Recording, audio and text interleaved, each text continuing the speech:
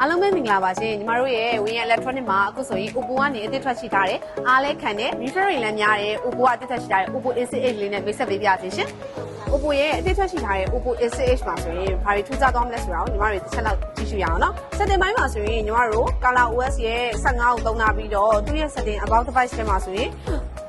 နောက်ဆုံးပေါ့ညီမတို့ဒီ battery ampere ဒီ budget ဖုန်းတွေမှာဆိုရင် battery ampere 1000နဲ့သုံးတင်တယ်ဆိုရင် battery ampere 6500နဲ့သုံးရမယ့်အပြင်မှာ CPU ဘိုင်းမှာဆိုလည်း Snapdragon သုံးမိထားတဲ့အတွက်ကြောင့်မလို့ game မဲ့ဆော့မလားဖုန်းမဲ့ပြောမလား line မဲ့သုံးမလား budget ဖုန်းတွေမှာ easy လေးသုံးလို့ရရင်ဖုန်းလေးတစ်လုံးပဲဖြစ်ပါတယ်အဲ့ဒီအပြင်မှာသူ့မှာကနောက်ဆုံးပေါ့ Color OS ကိုသုံးတာဖြစ်တဲ့အတွက်ကြောင့်မလို့ photo ဘိုင်းမှာဆိုရင်ညီမတို့ editing လုပ်ချင်တဲ့လူတွေအတွက် AI editor ပါတယ် AI eraser သုံးလားလူကမျက်လုံးမိတ်သွားတဲ့အခါမျိုးမှာမျက်လုံးပွင့်သွားအောင်လို့ AI နည်းပညာတွေသုံးလားတိတ်တိတ် AI နည်းပညာကိုယူပြီးတော့သုံးလို့ရတဲ့ AI system လေးလည်းပါသွားမယ်ပေါ့နော်။ budget ဖုန်းတွေထဲမှာဆိုရင် AI သုံးလို့ရတဲ့ဖုန်းဆိုတာရှားတယ်ပေါ့နော်။အဲ့ဒီအတွက်ကြောင့်မလို့ညီမတို့ Oppo မှာဆိုရင် AI နဲ့ပတ်သက်တဲ့ function လေးတွေကိုစုံစုံလင်းလင်းသုံးလို့ရတာဖြစ်တဲ့အတွက်ကြောင့်မလို့ customer တွေအတွက် budget လည်းစစ်ဖြစ်မယ်။ AI တွေလည်းသုံးလို့ရမယ်။ game တွေလည်းဆော့လို့ရမယ်ဖြစ်တဲ့အတွက်ကြောင့်မလို့ Oppo ရဲ့ A6X လေးဟာဆိုရင်တော်တော်လေးကို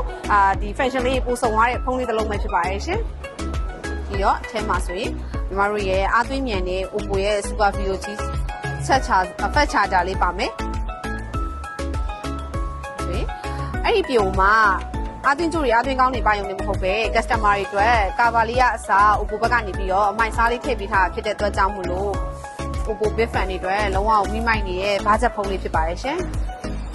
Oppo ကနေထွက်ရှိထားတဲ့နောက်ဆုံးတော့ budget ဖုန်းလေး Oppo A6H ကိုလိုချင်နေဆိုရင်တော့မြန်မာပလာဇာဒုတိယတက်ဝင်းရ electronic မှာလာရောက်အားပေးလို့ရသလိုဝင်းရရဲ့နီးစပ်ရာဖုန်းဆိုင်တိုင်းမှာလည်းလာရောက်အားပေးလို့ရပါတယ်ရှင်